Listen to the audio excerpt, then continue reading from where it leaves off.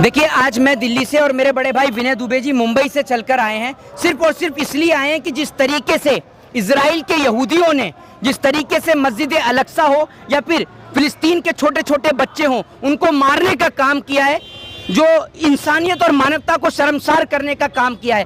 आज फिलिस्तीन के समर्थन में पूरे देश का प्रत्येक भारतीय जुटा हुआ है और जो सड़क पर भौंकने वाले जो आवारा कुत्ते हैं, उनको छोड़कर इंसानियत और मानवता के लिए अपनी जान हाजिर करने वाला इस देश का पूरी मानव जाति आज फिलिस्तीन के समर्थन में। हम सिर्फ एक ही बात कहना चाहेंगे कि आज पूरा देश फिलिस्तीन के साथ है। आप अगर कहीं पे पैर डगमगाए तो पूरे देश का मुसलमान हो, हिंदू हो, सिख हो, ईसाई हो, सब आपके साथ कंधे से कंधा मिलाकर खड़ा है। मेरे भाई मुंबई से आए हैं समर्थन करने के लिए और ये लड़ाई कोई हिंदू मुस्लिम सिख ईसाई की नहीं, ये लड़ाई आज फिलिस्तीन को आजाद कराने की है और उस आजादी की लड़ाई में पूरा देश हमारे साथ में खड़ा है, फिलिस्तीन के साथ में खड़ा है। खड़े हैं नहीं खड़े आप लोग?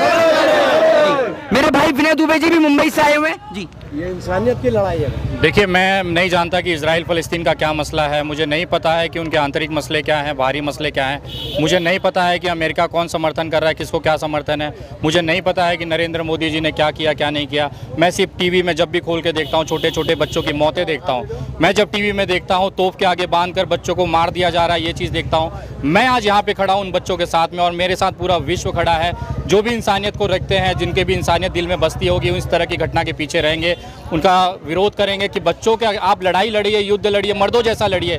महिलाओं बच्चों से जीत कर उनको मारकर आपको क्या मर्दानगी दिखा रहे हैं? आपके गांड में दम होगा ना तो हम खड़े हैं यहाँ पे, आप करिए जो भी करना है, लेकिन कम से कम ना वो कायराना या फिर एक नामर्दी मत दिखाइए कि घर की औरतों को, बूढ़ी महिलाओं को और छोटे छोटे बच्चों की आप हत्याएं करके अपने आप को योद्धा सकते हैं। मेरी नज़र में ना एक सूअर से भी ज़्यादा गिरे हुए इजरायली लोग हैं जो इस तरह का कृत्य करते हैं और मैं इसका घोर विरोध करने के लिए आज मुंबई से बंगाल पहुँचा हूँ। मेरे साथ तमाम लोग पहुँचे हैं। मैं आज तमाम लोगों से पूछता हूँ कि फिलिस्तीन फ्री होना चाहिए कि नहीं होना चाहिए?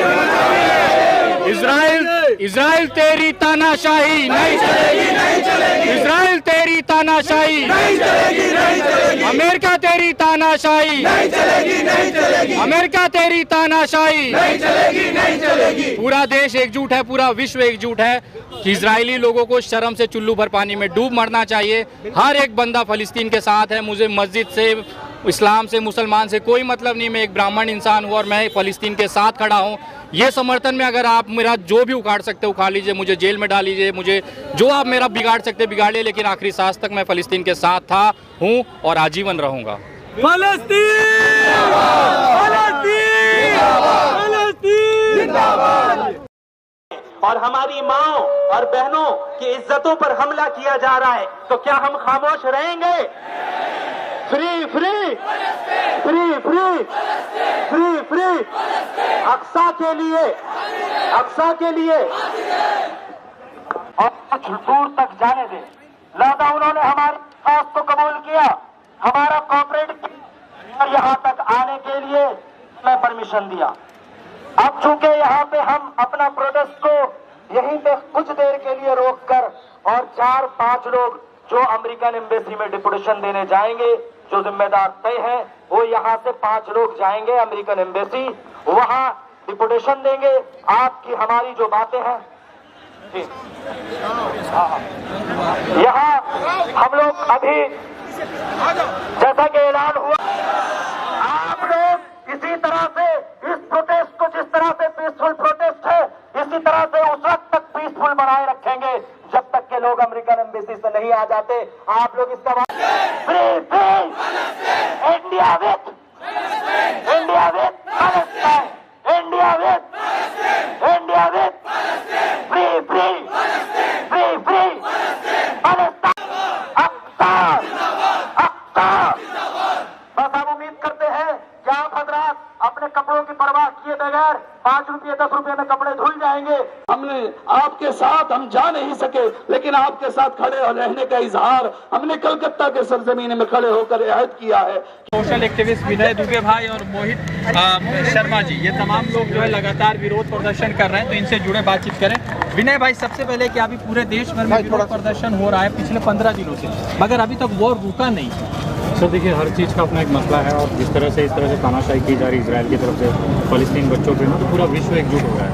पहले भारत ने भी ये कह रहे हैं कि हमको एक मौका दीजिए, हम जाकर समझा देंगे मुसलमानों को वहाँ पर। अरे यार तुम इंडिया में नहीं समझा पाए, यहाँ पे 20 करोड़ ही है ना, वहाँ पे जाके क्या है। और पहली बात जाने के लिए पैसा लगेगा, ये भिखारियों के पास अपने खाने के लिए पैसे नहीं और दिन रात सोशल मीडिया पे बैठ के 10 पैसा 20 पैसा करके रोटी चमा रहे हैं। तो ये इजराइल जाएंगे, इनको बोले आप दिल्ली से ना सिर्फ बंगाल आके दिखा दीजिए, 400 रुपये का टिकट होता है जनरल क्लास का, मैं इजराइल जाएंगे इनकी। तो ये क्यों कह रहे हैं कि इसराइल मुसलमानों से क्या दुश्मनी है इनकी? भाई कुछ खोदा होगा आप लोगों ने, मुसलमानों ने इनका, तभी तो इनको दिक्कत है।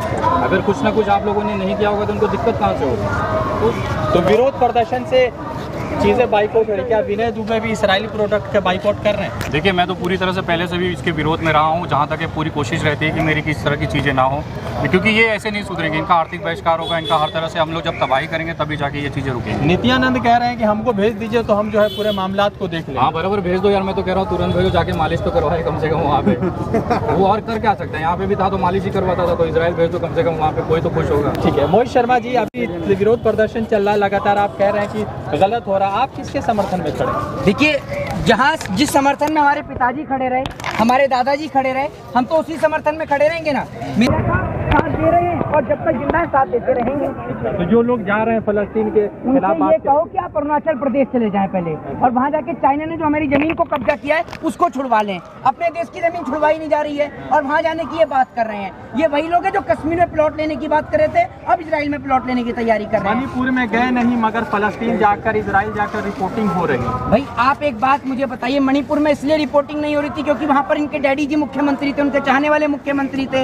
ये फिलिस्तीन पहुँच रहे हैं, इजराइल पहुँच रहे हैं। और आज एक बात मुझे बताइए, ये लोग जब कहाँ थे जब छोटे छोटे बच्चों को तोप से बांधकर उड़ा दिया गया, जब मस्जिद में नमाज पढ़ रहे लोगों को मार दिया गया, उस वक्त पे इन लोगों का कहाँ मुंह बनता, जरा ये तो बताइए। आज वर्ल्ड की जो टॉप एजेंसी जिसको मोसाद कहा जाता है वो फेलियर साबित हुई, पूरे देश ने देखा ना, क्योंकि जंग जो है वो हथियारों से नहीं हौसलों से लड़ी जाती है, और हौसले जो हैं वो फिलिस्तीन के बुलंद हैं, और पूरे देश से दुआएं करी जा रही हैं फिलिस्तीन की जीत की। और एक बात मुझे बताइए, जो देश 1948 से पहले 100% हुआ करता था, आज 11% पर आ गया है। और लोग अगर वो अपने जो वजूद की लड़ाई लड़ रहे हैं, अगर वो लड़ रहे हैं तो लोग कह रहे हैं कि वो गलत कर रहे हैं। फिर तो हमने भी गलत किया अंग्रेजों को भगा के, आप ये कहना चाह रहे हैं क्या? अगर हमने अंग्रेजों को भगाया अपनी देश की आज़ादी के लिए, तो आज अगर फिलिस्तीन इजराइलियों को भगा रहा है तो वो भी अपनी आज़ादी के लिए भगा रहा है, याद रखिए। वो कह रहे हैं कि हमको टिकट बनाइए, और जंतर मंतर पर विरोध किया परसों दिन, उन्होंने कहा कि हम जाना चाहते हैं इसराइल की तरफ। जब टिकट बनाने का तुम पे पैसा नहीं है, खाने का तुम पे रोटी नहीं है, तुम वहाँ जाके क्या करोगे? और दूसरी बात ये कि नरेंद्र मोदी जी यहाँ से मालपुआ भेज ही रहे हैं, देख ही रहे हैं ना आप, मोदी जी तो भेज रहे हैं। मोदी जी काहे नहीं चले जाते अकेले लड़ने? 56 इंची का सीना तो लिए बैठे हैं ना।